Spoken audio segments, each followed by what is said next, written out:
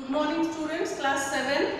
This is the last video of this chapter. In the previous video I told you about some typical chemical reaction. Today I am going to discuss about rusting in detail. About rusting also in my previous video I told you. Again I am going to repeat rusting in detail. The equation for rusting I have written again. In my previous video I have explained what is rust. Rust is a reddish brown cover which develops on the surface of iron when it is exposed to moist air. This I told you earlier. And the process is called rusting. Now, what is actually rust? This is the rust. This is the chemical formula of rust. This is called hydrated iron 3 oxide. This is hydrated iron 3 oxide. Hydrated why? Because water molecule is there, that's why hydrated.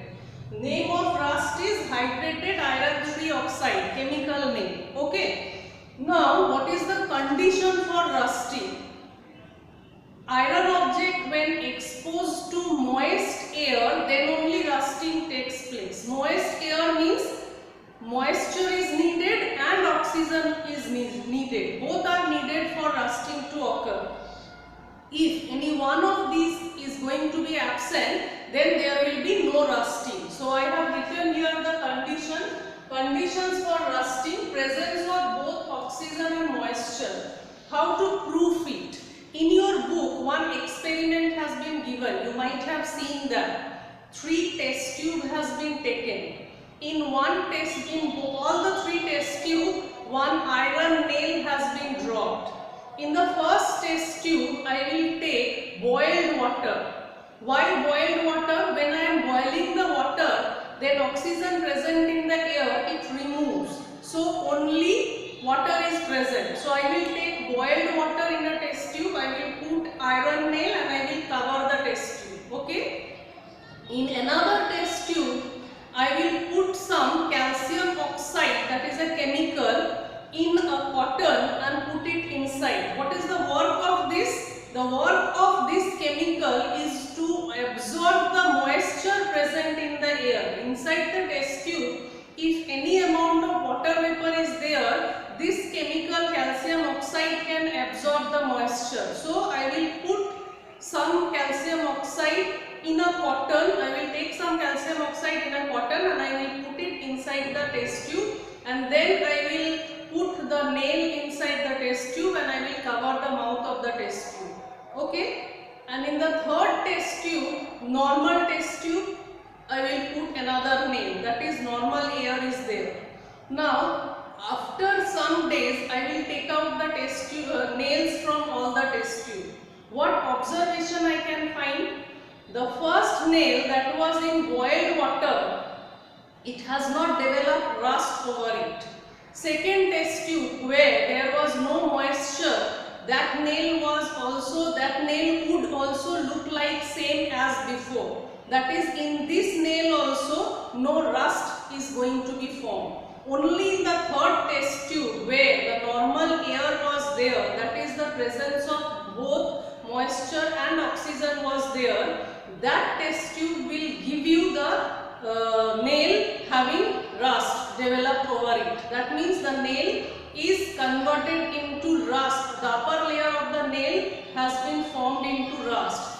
So I can say rusting has taken place. Now, if this rusting is going to continue, then the iron objects, they will lose their strength and we cannot use the iron object for the purpose that we want. So what we have to do? If we cannot use the iron object or its longevity is going to decrease, it will be difficult for us. So we have to prevent rusting.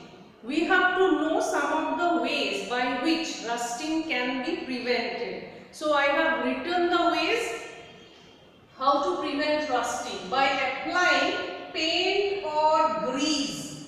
You might have seen that the machine parts, vehicles or other machine parts, we apply grease over it. Why? To reduce the process of rusting or to prevent the rusting. You might have seen that the grills of your house, they are painted with colors. Why? Because the grills are made up of iron. To prevent the rusting, to increase the longevity of that iron, it is painted. When it is painted, the paint do not allow the moist air to come in contact with the iron. As a result, rusting does not occur and we can prevent rusting. Next is by galvanization. This is a special method. This you have to know properly. Galvanization means the iron object is dipped in molten zinc. Zinc is a metal which is melted, and in molten zinc iron objects are dipped and then again it is taken up. So we can find a layer of zinc over the iron. Zinc prevents rusting. That is the layer over the iron, which is a zinc. Do not allow the moist air to come in contact with iron and rusting can be prevented. So galvanization means zinc is used in this method. Inside molten zinc, iron objects are dipped. Next is electroplating. Nowadays this process is used in a large number of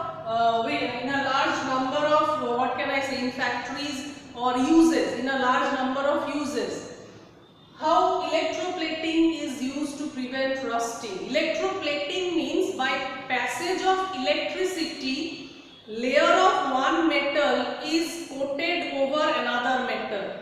Sometimes you might have seen that jewelry shop, or your mother is talking like this.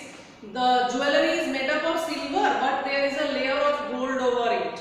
So how that can be possible? If the jewelry of silver is there and over it a layer of gold is there, the price of that jewelry will be decreased, but it will look like gold. So you can use it like gold. This is done by electroplating. In higher class, the process you will learn. In class 8 only you will learn it, that how electroplating is done. Actually, there is a electric circuit. In the circuit, there are two electrodes. One is known as cathode, another known as anode. I am not going to explain all these now. Just I am giving a basic idea that cathode and anode are the two electrodes. These two electrodes through which electricity passes through, and in this process, one metal which is cheaper is applied over another metal, or to prevent rusting over iron, I can put a layer of nickel, chromium, etc. by electroplating. In your house, the bathroom taps, they are made up of this nickel plated iron or chromium plated iron, okay, which is having shiny appearance also, and rusting also doesn't occur. Next, sorry, I have written galvanization 2 times, so it will be not galvanization, already I have written.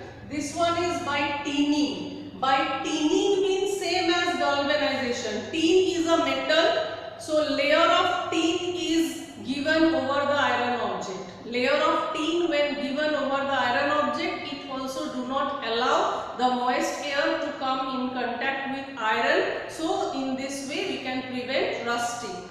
And the last one is by alloying. Alloy is what? Just listen, if you want you can write it also down.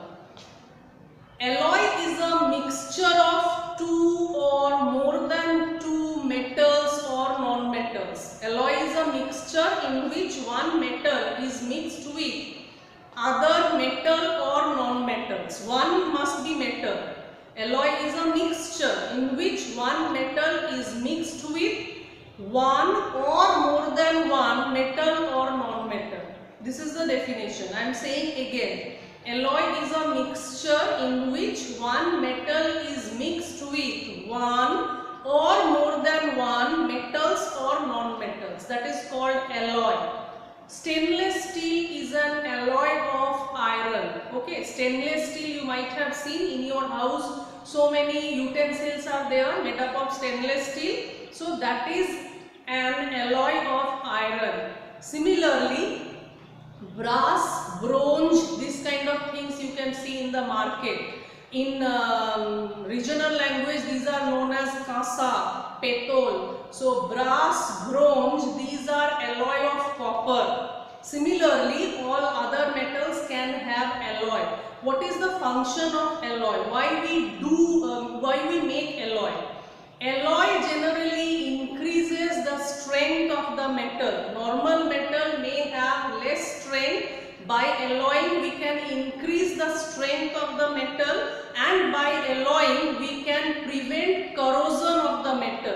In case of iron, I can say that by alloying, we can prevent the rusting. But the same alloying process can be used for other metals also. For them, I can say that alloying prevent corrosion of the metal, that is wasting away of the outer layer, it prevents that.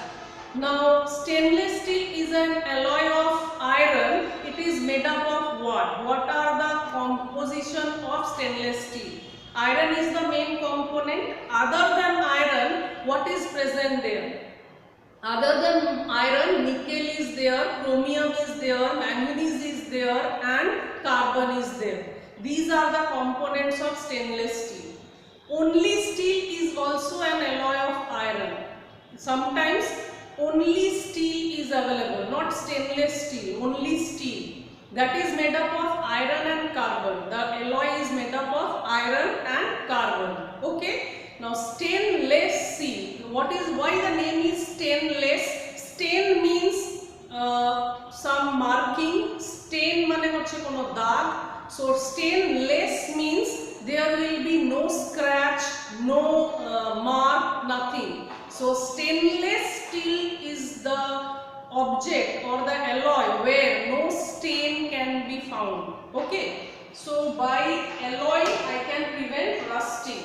And another thing was written, that is by passing electricity, that is same as electroplating. So I am not going to discuss that point.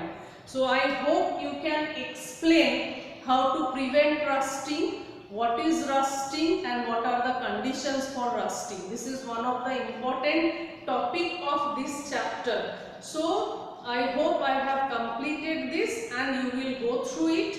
If you have any problem, you can ask me and go through the video several times. Write down the extra notes by listening it. That means whatever extra I have told, try to write down in your copy. Try to develop the habit. Okay, thank you very much.